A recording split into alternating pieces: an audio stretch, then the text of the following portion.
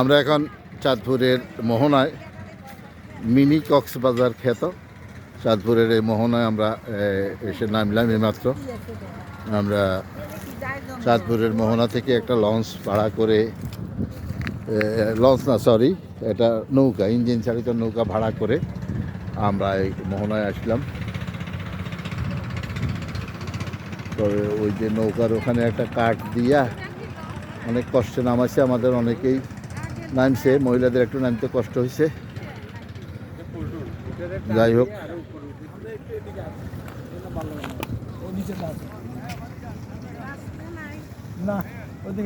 আমরা কতক্ষণ এখানে একটু ঘোরাফেরা করবো।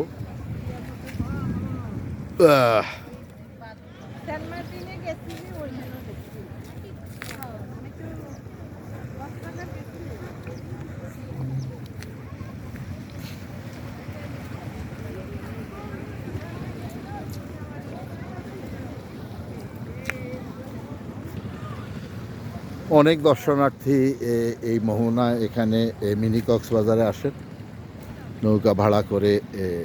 চাঁদপুরের মোহনা থেকে এখানে এসে সবাই একসাথে হয়।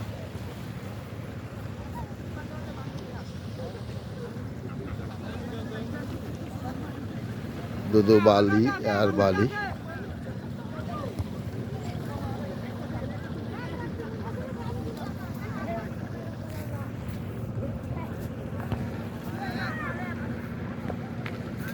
আমরা চাঁদপুরের মোহনা থেকে একটা নৌকা ভাড়া করে 1400 টাকার একটা নৌকা ভাড়া করে এখানে আসছি। আমরা কতক্ষণ এখানে একটু ঘুরবো, তারপর এখান থেকে আবার দুপুরে বাটিবেলায় আমরা যাব ইনশাল্লাহ। ওখানে গিয়ে আমরা দুপুরের খাবারটা খাবো। আমরা 12 জন আজকের এই নৌ ভ্রমণে বাইর হইলাম।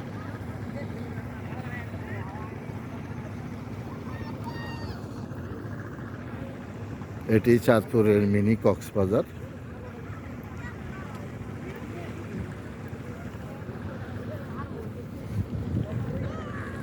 আমাদের সফরসঙ্গীরা অনেকেই সামনের দিকে চলে গেছে ওইদিকে। আমি সৌরভ ভাই আর আমার সাদি ভাই, আমরা 3 জন, এবং বেগম মিত্র, সৌরভ ভাইয়ের ভাবি সহ আমরা 5 জন এই দিকটা একটু দেখতে আসলাম। অনেক সুন্দর, অনেক সুন্দর।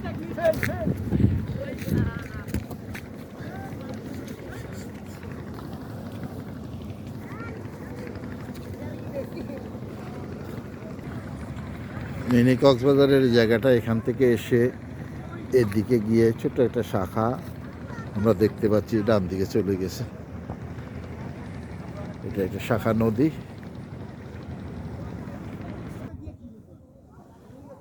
এটি মেঘনা, এদিক থেকে এটা এদিকে এসে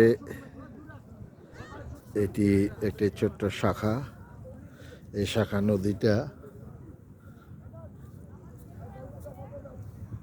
এটা হয়তো ডাকাতিয়া নদীর উপশাখা হইতে পারে, আমার জানা নাই। যাই হোক, এখান থেকে এখানে এসে এদিকে এটার নাম দেওয়া হয়েছে মিনি কক্সবাজার। কিন্তু যদিও নামকরণ করা হয়েছে কক্সবাজারই, কুয়াকাটাই। এটা একটা বাহারি নাম দিয়ে আমাদেরকে বা দর্শনার্থীদেরকে আকর্ষিত করার জন্যই মূলত এই নামকরণ করা হয়েছে নাকি।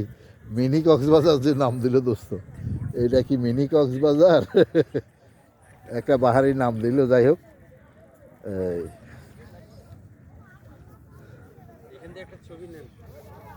আমাদের সৌরভ ভাই এখন